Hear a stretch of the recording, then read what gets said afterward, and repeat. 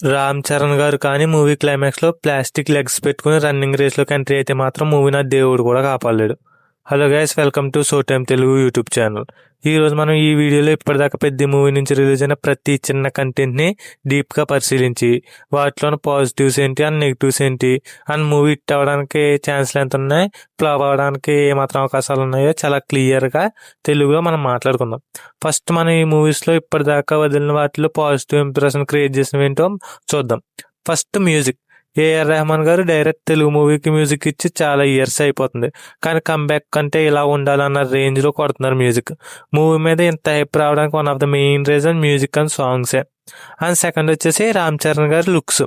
రామ్ చరణ్ గారి యాక్టింగ్ కోసం మనం చెప్పుకోవాల్సిన అవసరమే లేదు. పెద్ద ఫస్ట్ అనే గ్లిమ్స్ రిలీజ్ చేసినప్పుడు ఆ గ్లిమ్స్ లో రామ్ చరణ్ గారి మాస్ లుక్ ఒక ఊపు ఊపేసింది. అప్పుడు మూవీకి ఇది కూడా ఒక పాజిటివ్ విషయమనే చెప్పుకోవాలి. అండ్ నెక్స్ట్ వచ్చేసి ప్రతి ఒక్క చిన్న క్యారెక్టర్ కి పెద్ద క్యారెక్టర్ కి సేమ్ ఇంపార్టెన్స్ ఇస్తున్నారు ఈ మూవీలో. And each and every character మనం ఏదో రియల్ లైఫ్ లో చూస్తున్నాం అన్న ఫీల్ వచ్చేలాని డిజైన్ చేశారు. అండ్ మెయిన్ థింగ్ ఏంటంటే ఈచ్ అండ్ ఎవ్రీ క్యారెక్టర్ కి ఇంపార్టెన్స్ ఇస్తున్నారు. అండ్ ఇస్తుంది కూడా మనకు క్లియర్ ట్రైలర్ లో గ్లిమ్స్ లో అయితే కనిపిస్తున్నాయి. అండ్ ఫోర్త్ థింగ్ వచ్చేసి డైరెక్టర్ బుచ్చిబాబు గారు డెబ్యూట్ ఫిల్మ్ తోనే తన మార్క్ క్రియేట్ చేసుకున్నారు. అండ్ సెకండ్ మూవీకే రామ్ చరణ్ గారిని, ఏఆర్ రెహమాన్ గారిని ఒప్పించి వాళ్ళతో మూవీ చేయడం నార్మల్ విషయం అయితే కాదు. మూవీ స్టోరీ ఏ రేంజ్ లో లేకపోతే వాళ్ళు అంత కాన్ఫిడెంట్ గా ఉండి వెంటనే స్క్రిప్ట్ ఒప్పుకుంటారో మీరే ఆలోచించుకోవచ్చు. అండ్ ఇప్పటిదాకా మనం అన్ని పాజిటివ్సే చెప్పుకున్నాం, కానీ పాజిటివ్స్ ఉన్నాయంటే నెగిటివ్స్ కూడా తప్పకుండా ఉంటాయి. అవేంటి ఇప్పుడు చూద్దాం.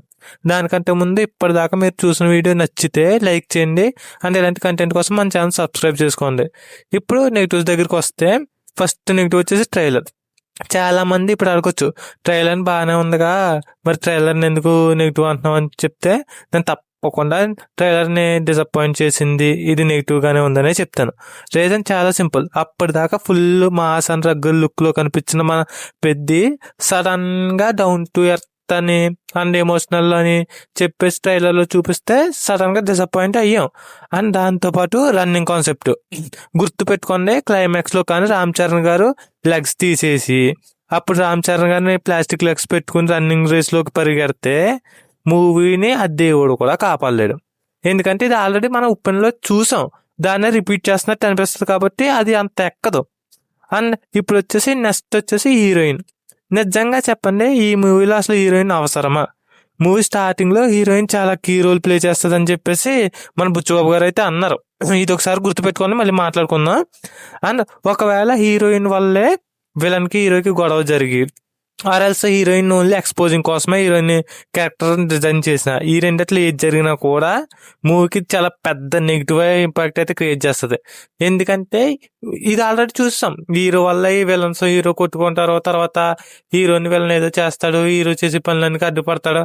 ఇది ఆల్రెడీ చూసాం, ఇదే రిపీట్ అవుతున్నట్టు ఉంటుంది అని కొత్తగా అయితే అనిపించదు. అండ్ నెక్స్ట్ వచ్చేసి ఇంటర్వ్యూస్. అసలు మూవీ హైప్ పెరగడానికి ఇంటర్వ్యూసే మెయిన్ కీ రోల్ ప్లే చేస్తాయి, కానీ పెద్ద మూవీలో ఇదే రివర్స్ అవుతుంది. బుచ్చిబాబు గారు రీసెంట్ ఇంటర్వ్యూస్ లో నేను జాన్వీ కపూర్ గారు రామ్ చరణ్ గారు క్రేజీ కాంబో సెట్ చేద్దామని తీసుకున్నానని చెప్పారు. అసలు హీరోయిన్ కీ రోల్ అన్నప్పుడు ఆ క్యారెక్టర్ సెట్ అయ్యి హీరోయిన్ తీసుకోవాలా, లేకపోతే హీరోయిన్ క్రేజీ కాంబో అవుతుందని తీసుకోవాలా? స్టార్టింగ్ లో ఏమో హీరోయిన్ దే కీ రోల్ అన్నట్టు చెప్పారు, ఇప్పుడేమో నేను హీరోయిన్ రామ్ చరణ్ గారికి క్రేజీ కాంబో సెట్ చేద్దామని తీసుకున్నాం, శ్రీదేవి గారి కూతురు చిరంజీవి గారి కొడుకు అది సెట్ చేద్దామని తీసుకున్నట్టు చెప్పారు. అండ్ అదే కాదు, ఆ ఇంటర్వ్యూ చూసుకుంటే చాలా పెద్ద బొక్కలే ఉన్నాయి దాంట్లో. ఏదో పెట్టేస్తున్నాం అని చెప్పేస్తున్నాం అన్న టైప్ లో చెప్పారు, కానీ అంత లేదు. అండ్ ఇప్పుడు మనకి మెయిన్ ట్రైలర్ నచ్చిపోవడానికి కూడా ఇదే కారణం. ఎందుకంటే ఆ ఇంటర్వ్యూలో చాలా హైప్ ఇచ్చారు, ఈ మూవీ మొదన్న ఎక్స్పెక్టేషన్స్ పెరిగిపోతాయి, మీరు అసలు డిసప్పాయింట్ అవ్వరని చెప్పి హైప్ ఇచ్చి ఇచ్చి ఇచ్చి ట్రైలర్ ఎలా చేసినప్పటికీ డిసప్పాయింట్ అయిపోయాం.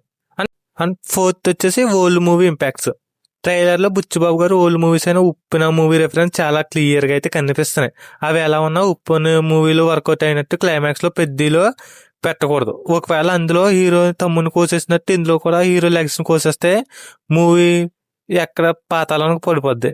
అండ్ ఎందుకు చెప్తున్నానంటే ఇది ఆల్రెడీ చూస్తాం, ఇప్పుడు చాలా మంది రూమర్స్ కూడా వస్తున్నాయి రామ్ చరణ్ గారు లెగ్స్ తీసేస్తున్నామని. ఒకవేళ తీస్తే అది రొటీన్ అయిపోద్ది. అండ్ ఈ మూవీలో గేమ్ చేంజర్ రిలీజ్ డేట్లు చేంజ్ అయినట్టే ఈ మూవీ కూడా రిలీజ్ డేట్లు చేంజ్ చేస్తూనే వచ్చారు. అండ్ అందులో జాబ్స్ మారుతారు, ఇందులో ఏమో స్పోర్ట్స్ మారుతున్నారు. ఈ మూవీ రిజల్ట్స్ మాత్రం అది గేమ్ చేంజర్లు అయితే అవ్వకూడదని అయితే కోరుకుందాం.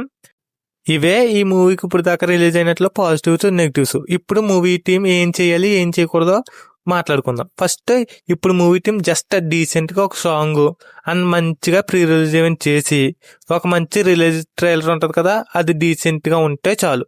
అంతేగాని లేనిపోని మాటలు చెప్పేసి మూవీ మీద హైప్ పెంచేసి ఫ్యాన్స్ డిసప్పాయింట్ అయ్యేలా చేశారంటే మంచి మూవీని కూడా ఫ్లాప్ చేసేస్తారు. ఎండింగ్ దాకా వీడియో చూస్తున్నారంటే మీకు నచ్చిందని అనుకుంటున్నాను. ఒకవేళ మీకు నచ్చితే లైక్ చేయండి అండ్ మన ఛానల్ని సబ్స్క్రైబ్ కూడా చేసుకోండి. అండ్ మీరు ఈ వీడియో మీద మీ అభిప్రాయం ఏంటో కామెంట్లో అయితే చెప్పండి. అండ్ మీ ఫ్రెండ్స్కి అండ్ మీ ఫ్యామిలీ మెంబర్స్ కూడా షేర్ చేయండి. Love you all, see you.